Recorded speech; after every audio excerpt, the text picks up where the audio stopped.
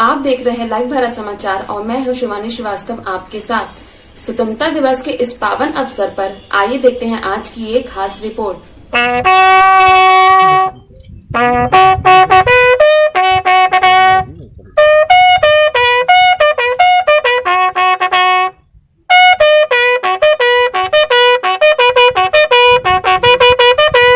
बात जब आजादी के जश्न की हो तब स्वतंत्रता संग्राम सेनानियों और वीर शहीदों की शौर्य गाथा खुद ब खुद जुबां पर आ ही जाती है। बीएसएफ की 92वीं बटालियन में तैनात रहे संत कबीरनगर जिले के नाथनगर ब्लॉक क्षेत्र के अलीनगर गांव निवासी शहीद रामप्रीत चौरसिया के साहस और उनके पराक्रम की जुड़ी इस हकीकत को देख और सुन आपको भी अपने इस वीर शहीद पर गर्व होगा। शहीद रामप्रीत चौरसिया ने कश्मीर में आज से 17 साल पहले जो शौर्य गाथा लिखी थी वह आज भी लोगों की जुबां पर है। नाथनगर महूली रोड पर बना शहीद का स्मारक उसकी बहादुरी की गवाही दे रहा है। एक सिपाही के तौर पर वर्ष 1998 में बीएसएफ में भर्ती होने वाले रामप्रीत चौरसिया देश के तमाम हिस्सों में सेवा देने के बाद लगातार चीन सीमा के दुर्गम इलाके में तैनात रहे। 2001 में उनकी तैनाती कश्मीर के पुलवामा में हुई। 16 सितंबर 2003 को पुलवामा के नरवानी गांव के एक घर में आतंकियों के छिपे होने की खुफिया सूचना मिली। इस ऑपरेशन की कमान बीएसएफ की 92वीं बटालियन को सौंपी गई। जिस टीम को सर्च ऑपरेशन के लिए भेजा गया था उसमें रामप्रीत चौरसिया भी शामिल थे। जब आतंकियों से मुठभेड़ में टीम के एएसआई और हेड कांस्टेबल बुरी तरह जख्मी हो गए तब रामप्रीत ने मोर्चा संभाला और घर में छिपे लश्कर के तीनों आतंकियों को मौत की नींद सुला दिया। इस मुठभेड़ में आतंकियों की गोली से रामप्रीत भी बुरी तरह जख्मी हो गए और 17 सितंबर को सेना के अस्पताल में जीवन की जंग हार गए। जिस घर में आतंकी छिपे थे वहां से भारी मात्रा में हथियार और गोला बारूद बरामद हुआ था। खुफिया सूत्रों ने कश्मीर में बड़े आतंकी हमले का इनपुट दिया था जिसे रामप्रीत चौरसिया ने आदम के साहस का परिचय देते हुए उसे नाकाम कर दिया था। शहीद रामप्रीत चौरसिया को वर्ष 2005 में मरणोपरांत तत्कालीन राष्ट्रपति डॉक्टर एपीजे कलाम पुलिस पदक मेडल फॉर गैलेंट्री अवार्ड से सम्मानित किया गया था। इस सम्मान को पाकर परिजनों ने खुद को गौरवान्वित महसूस किया था। वही क्षेत्र के लोगों ने भी अपने इस शहीद बेटे को मिले इस पुरस्कार पर गदगद दिखे थे जिसे रामप्रीत चौरसिया शहीद हुए थे। उस समय घर में बुजुर्ग माता पिता के अलावा उनकी पत्नी कुसुमावती देवी और 5 मासूम बच्चे थे। सबसे बड़ा बेटा विनय उस समय 13 साल का था। बेटे की मौत के सदमे में 1 साल बाद पिता ने भी दम तोड़ दिया। वर्ष 2010 में शहीद की पत्नी कुसुमावती देवी भी कैंसर जैसी गंभीर बीमारी के चलते परिवार को छोड़ गयी। जी सर, मेरा नाम विनय कुमार है। मेरे पिता रामप्रीत चौरसिया 1988 में बीएसएफ के 52 बटालियन में कांस्टेबल पद पर भर्ती हुए थे और 15 वर्ष उन्होंने सर्विस दिया बीएसएफ में सर। और अपने 15 वर्ष के कार्यकाल में सर उन्होंने लद्दाख, लेह और बंगाल, चाइना बॉर्डर और लास्ट में सर पुलवामा ज़िले में उनकी तैनाती हुई।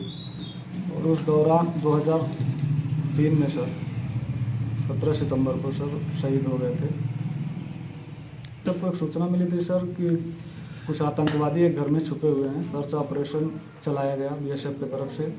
उसमें मेरे पिताजी शहीद हो गए और 3 आतंकवादियों को भी उन्होंने मार गिराया था, जिसको देखते हुए तत्कालीन राष्ट्रपति महोदय ने राष्ट्रपति पुलिस पदक मेडल भी प्रदान किया था। और सर उस समय हम लोग काफ़ी छोटे छोटे थे, तो सरकार की तरफ से या प्रशासन की तरफ से शहीद के परिवार को क्या व्यवस्थाएं दी जाती हैं ये तो ज़्यादा हम लोगों को पता नहीं है सर।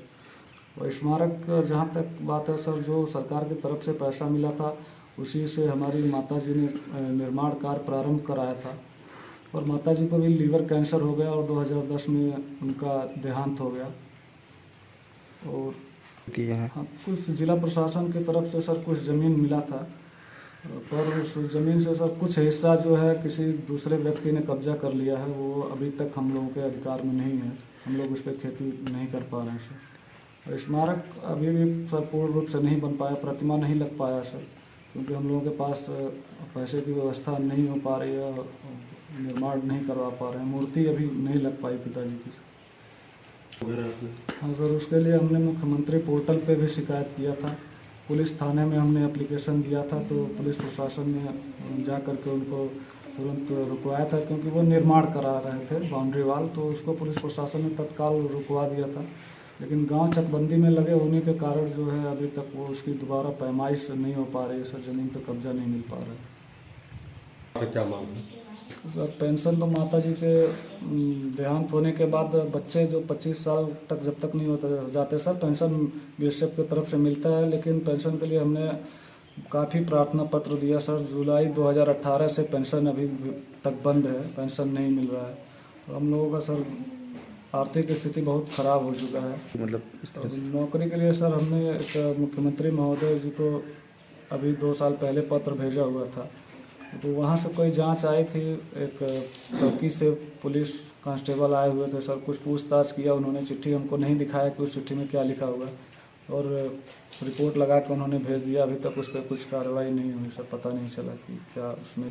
सर हम चाहते हैं कि हमारे परिवार में हम 3 भाई 2 बहन हैं, हमारे बच्चे हैं सर, हमारे पास कोई आमदनी का जरिया नहीं है, और हम चाहते हैं सर हमारे परिवार के किसी भी सदस्य को राज्य सरकार के तरफ से किसी भी विभाग में कोई छोटा मोटा पद ही किसी विभाग में नियुक्ति कर दिया जाए सर, जिससे हमारे परिवार का भरण पोषण हो सके।